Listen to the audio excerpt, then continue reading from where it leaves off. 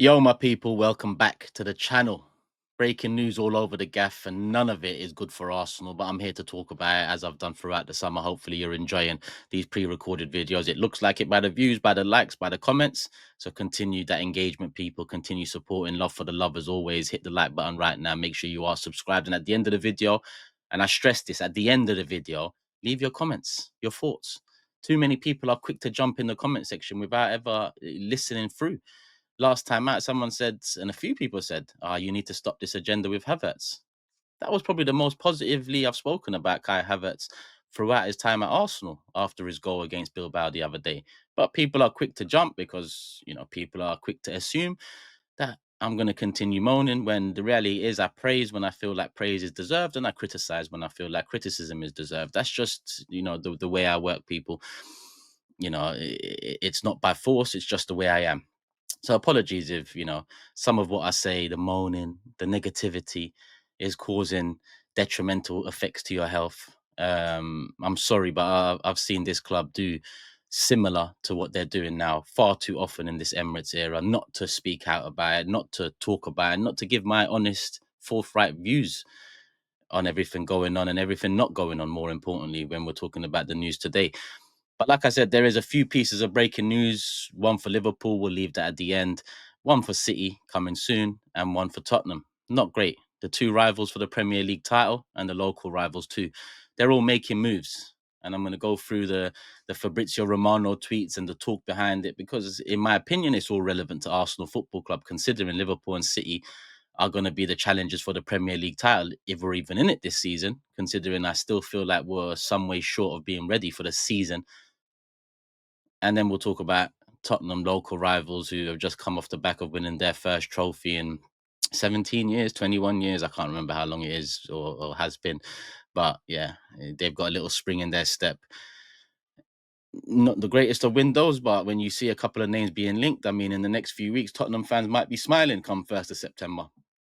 We'll see. We'll see. Doesn't take a lot for them to smile. But yeah, I mean, let's focus on us and what we're not doing rather than focusing on the rest and what they are doing. That's how it should be.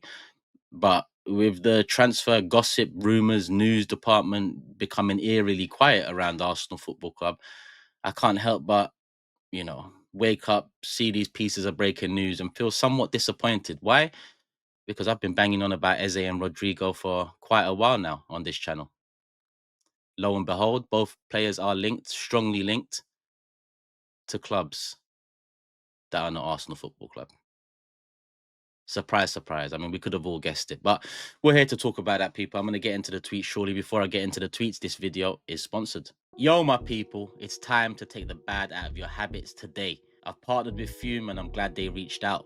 Fume are helping break bad habits. It's a flavored air device. It's small, it's weighty, no smoke, no vapor, no nicotine. Just natural flavored air that gives you something to reach for without the chemicals. They use natural flavor cores that you slide into the device and all you do is adjust the airflow to suit your needs. They come with hella flavors, as you can see here. There's crisp mint, orange, vanilla, raspberry, lemon. That's a bit of me. Beautiful. Over 500,000 people are using Fume daily. And I get it. It's simple, it's satisfying, and doesn't come with any of the downsides of smoking or vaping. It also helps you fidgeters out. If you order the Journey Pack today using my code TurkishLDN, you'll get yourself one of these free Fume toppers.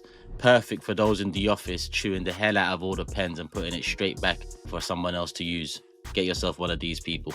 Use the code TurkishLDN. Break your own bad habits or give the gift of a good habit to someone else, someone you love. Take the perfect step. Go to tryfume.com/TurkishLDN or scan the QR code on the screen to grab yours today. There you go, people. Show Fume some love. No smoke, no vapor, no nicotine, no addictive substances, all natural flavorings. Make sure you show them some love. Use the QR code on the screen now, or the link in the description, or the link in the pinned comment, and you can get a free Fume topper with your Journey Pack. And listen, it aims to stop a few bad habits, whether it's through the natural flavoring, whether it's through fidgeting, or whether it's through chewing. I'm not a chewer. If you are, you know what to do. Show Fume some love, people. They're helping break bad habits, changing bad habits to good. But let's go, because Arsenal are in a bad habit of their own. I wonder if Fume can sort that out. Because every single summer of this Emirates era, we always leave ourselves short. Always. This ain't nothing new. Under Arsene Wenger, listen, a lot of fans might have been too young to remember, but under Arsene Wenger, every summer we were going into the season feeling like we're at least one short. There was never a season under Wenger where we thought, this summer we've done everything we need to do to be able to progress, to be able to get over the line. Similar talk to what we've been saying about this summer previously, when the last season ended. It's a big summer. We need to do enough. Unprecedented was the word being used around the fan base, around the club, around the in the nose, the through balls, all of that. I'm looking around and I'm seeing rivals pull out unprecedented windows, one of which being the league champions, who are about to break the British transfer record again in the same summer. But like I said, we'll leave Liverpool to the end, because I feel like there's more pressing news and concerns for me as an Arsenal fan, because Eze and Rodrygo have both been linked. Let's start with the domino effect. How did this all come about? Yesterday, Fabrizio tweeted Savio, whatever you call him. He's in talks with Tottenham Hotspurs, and Man City are open to his exit. Savio is open to the move to Tottenham, which came as a surprise to everyone, including Tobes himself as a Tottenham fan. Came out of nowhere, but they seem all right with it. There's a lot of potential in Savio, and I'm sure he'll get the minutes in game time over at Tottenham to be able to potentially fulfill that potential. Hopefully not. As an Arsenal fan, we don't want to be seeing that. But that's the start of the domino effect. A few hours later, we saw Fabrizio tweet about Rodrygo and Man City. So let's go to the initial domino falling. Fabrizio mentioned Savinho, Man City, Tottenham are in talks, and he went on to say, first proposal has already been sent by Spurs worth 50 million euros, and Man City want more. Negotiations ongoing with City, but open to selling as Savio's keen on the move, but only at their conditions. Deal absolutely on. That would be a good move for Tottenham, depending on how much they get him for. Spoke briefly about on the Big Six and the market in general, and how football's really, gone down the pan in terms of player value and a bit of potential, costing 50, 60 million pounds now. But that is the game. That is the game we're in. What can we do? We can't reverse it. We're here. We got to move forward, put it into drive, and see what we can do. But Arsenal are currently stalled or parked up, or maybe awaiting a spare tire to come in, because we haven't been moving in the past few days like I expected to be moving. Listen, I don't think we can get a player in before the Man United game.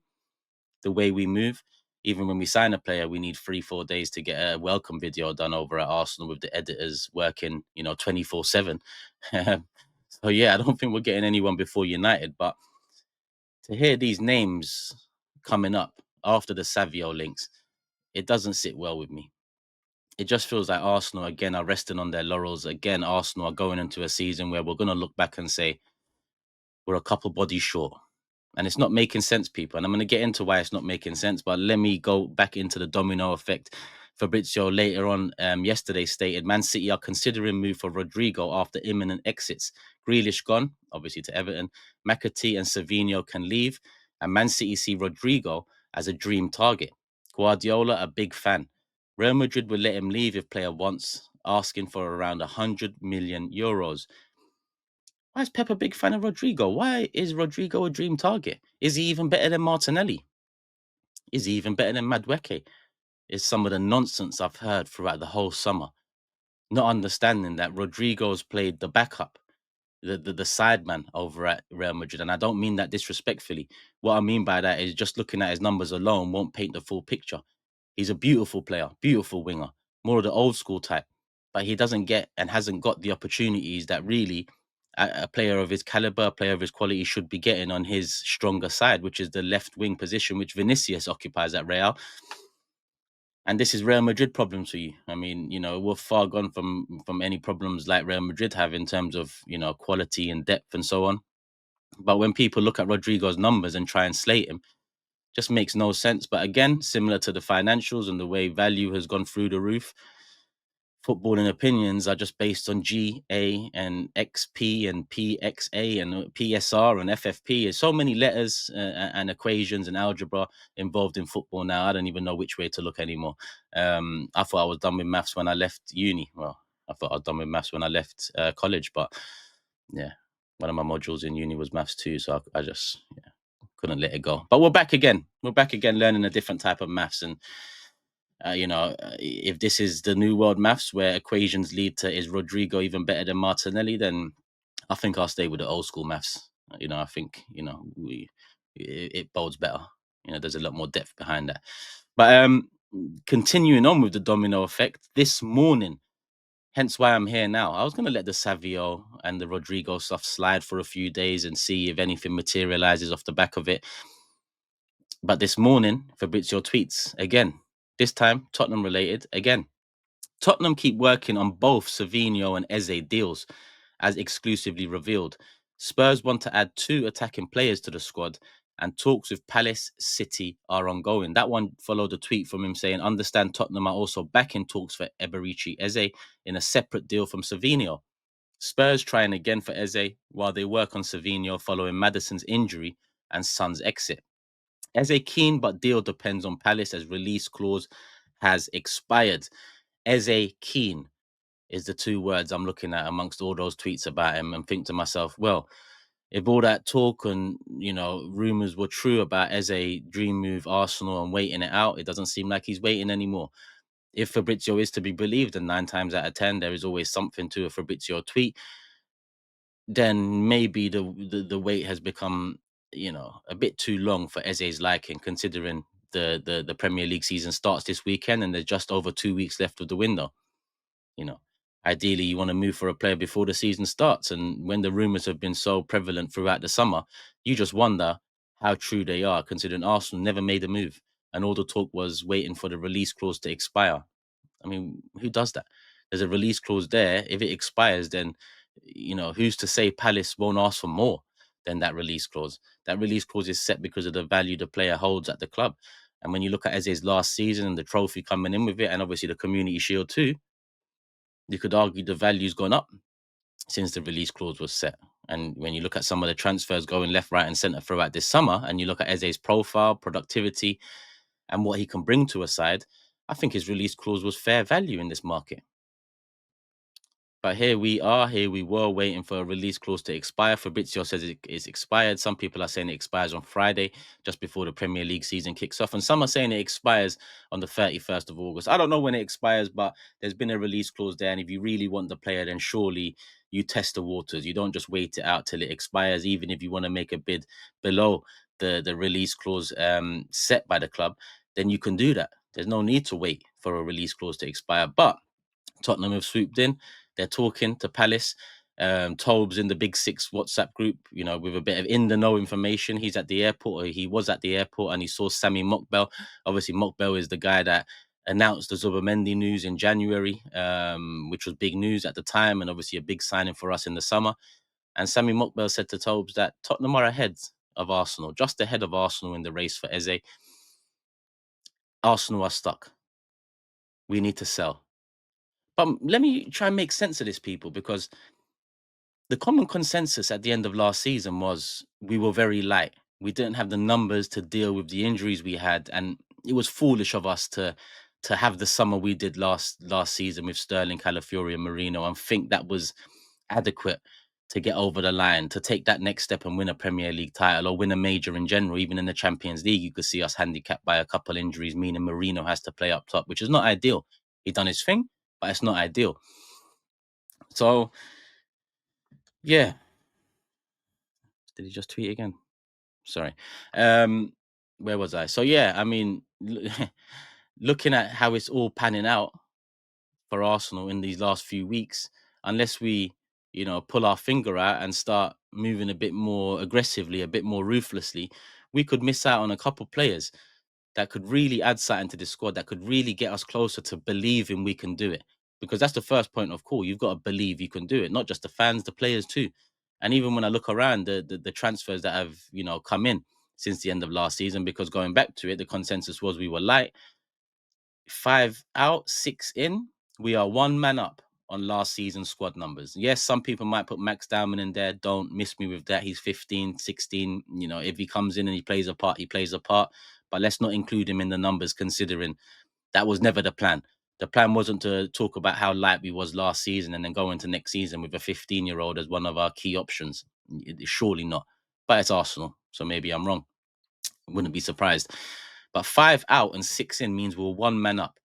Now, if rumors are to be believed, and to be honest, the way it's gone eerily quiet in the window, maybe there's a lot of base and foundation behind it. We need to sell first. So hold on, 5 man out, 6 man in. We're 1 up on the squad last season that was so light that caused caused us to fall off a title race pretty early on in the season and caused us to chop change and not get it right in the Champions League semi-finals. But we have to sell to bring in more. So that means with 5 out and 6 in, we've got to sell. Let's say we sell one more. That's 6 out, 6 in. Then we'd have to buy another one. That's 7 in, 6 out. So it would still be 1 man up. So all that talk about being light last season, we're less than a week, less than 6 days away from Old Trafford Man United. And the depth people talk of when we mention the Madueke signing, for example, which is looking even funnier in the light, the more I, focus, it's not making sense, people. We still haven't got the necessary depth. We still haven't taken the ruthless steps we needed to take this summer. And when I look around now, I don't want to be seeing Man City linked with Rodrygo. That's a game changer for them. I don't want to be seeing Tottenham linked with Eze. Eze is a quality player that I'll take at Arsenal any day of the week. But here we are, twiddling our fingers, waiting to see whether Mikel starts Gyökeres or Havertz up top against United.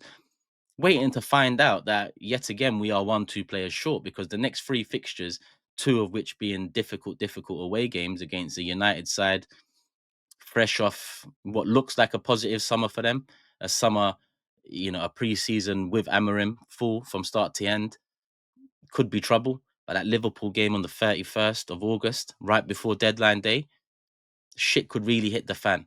So Arsenal, prepare yourselves better, because again, we're looking around our squad and we're looking around the movements being made in the next few days, the last few days, and maybe it's just me thinking to myself, what are we doing? What are we doing? But maybe it's you as well. Let me know in the comment section below.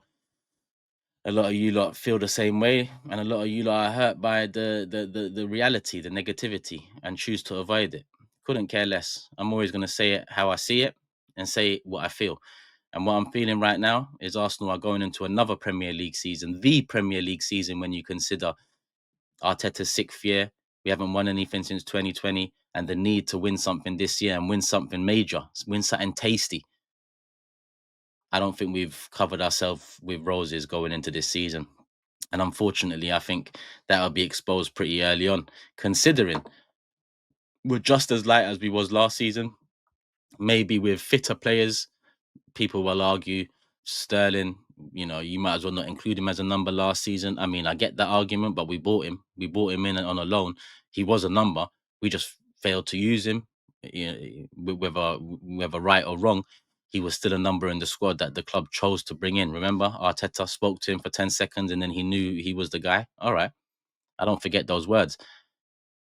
This season, Madueke, okay, younger, fitter, more potential, I guess.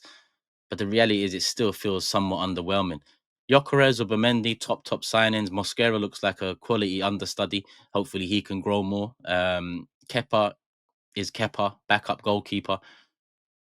But where's the depth? Where's the quality additions to the starting 11?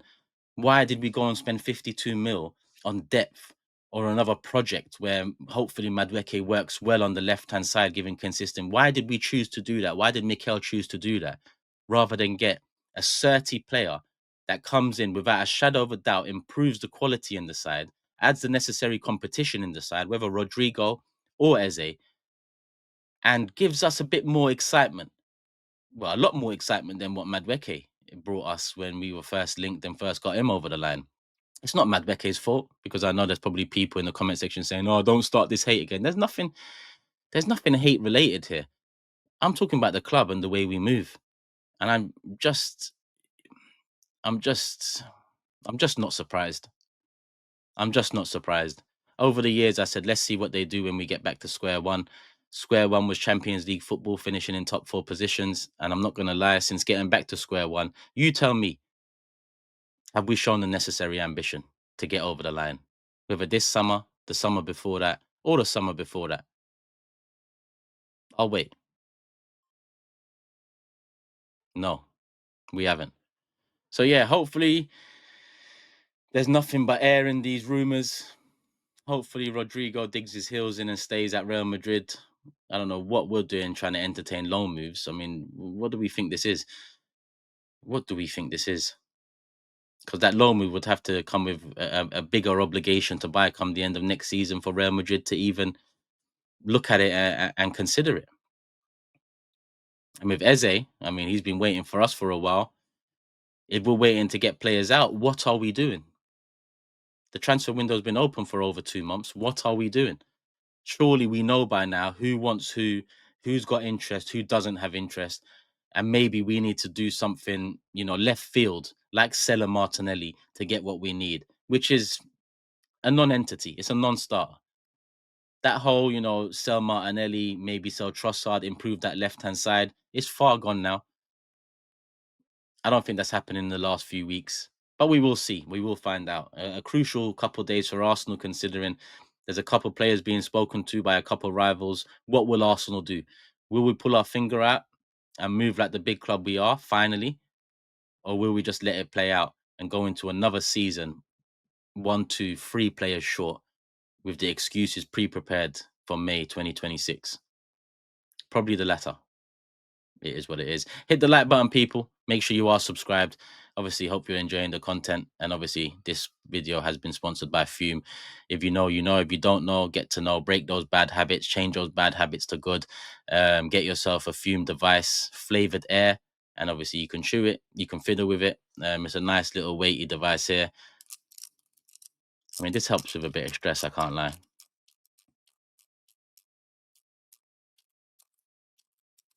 This is nice. Somewhat soothing. Probably annoying for a video, but somewhat soothing for me. After this video, whilst I upload it, I'm just going to play around with this. If you are interested, scan the QR code, link in the description, link in the pinned comment.